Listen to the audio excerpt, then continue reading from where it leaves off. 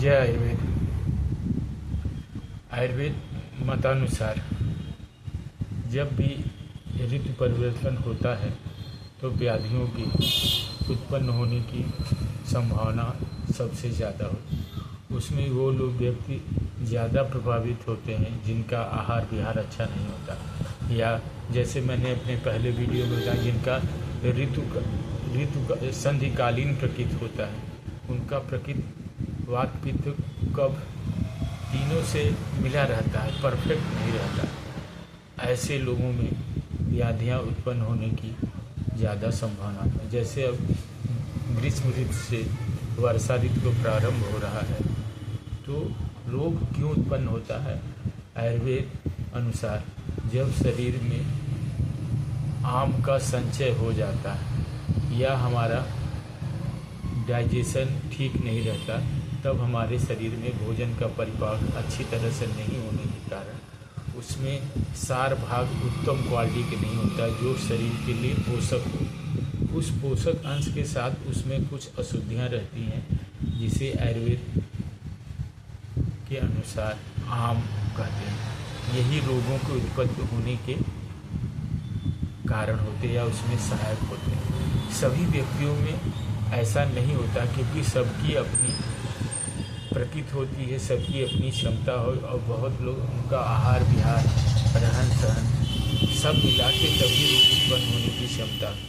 कुछ लोग को आहार विहार बहुत अच्छा न होते हुए उनका स्वास्थ्य अच्छा, क्योंकि उनकी इम्यूनिटी हो सकती है, उनकी जो वाइटल फोर्स या जो आयुर्वेद में जठरांग कहते हैं वो बहुत अच्छी है। जो भी खाते हैं उनका संपूर्ण परिपाक होकर सार्किट भाग बन जाता है। अब ये जो ग्रीष्म ऋतु से वर्षा ऋतु में परिवर्तन प्रकृति का हो रहा है, उससे जो लोग वात प्रकृति के हैं या पित्त प्रकृति के लोग हैं, उनमें रोग होने की संभावना ज़्यादा नहीं। वातिक प्रकृति के लोगों में इसलिए संभावना क्योंकि उनका डाइजेशन वीक होता है।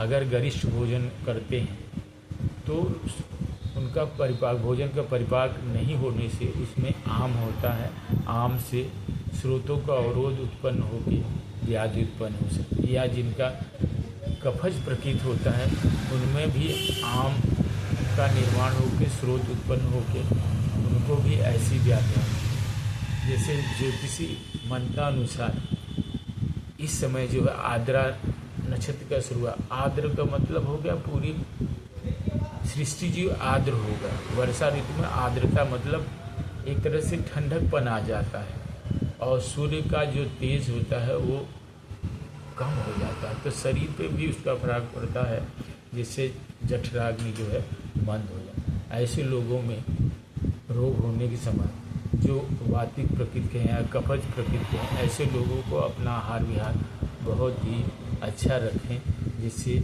रोग होने की संभावना कम हो जाती है। बचाव के लिए वर्षा ऋतु में श्रेष्ठ ये सुपाच्य और हल्का भोजन किया जाए और हमेशा गरिष्ठ भोजन का परहेज किया जाए। धन्यवाद।